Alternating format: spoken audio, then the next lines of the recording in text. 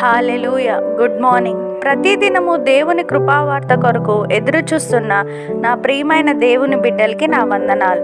ఈ దినము పరిశుద్ధాత్మ దేవుడు జీవగ్రంథంలో నుండి మన కొరకు ఇచ్చిన వాగ్దానం పేతురు రాసిన మొదటి పత్రిక 5వ అధ్యాయం 10వ వచనం.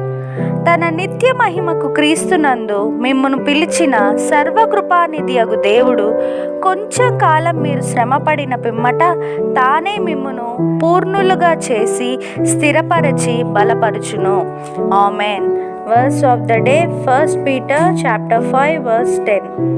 And after you have suffered a little while, the God of all grace, who has called you to his eternal glory in Christ, will himself restore, confirm, strengthen and establish you. Amen. ప్రభు యొక్క కృపా సమాధానాలు మీకు మీ కుటుంబానికి ఎల్లప్పుడూ తోడై ఉండునుగాక. ఈ వాగ్దానం విన్న మీ అందరికీ శాశ్వతమైన ప్రేమతో ప్రభు ప్రేమించునుగాక. May God bless you and wipe away every tear from your face. Amen.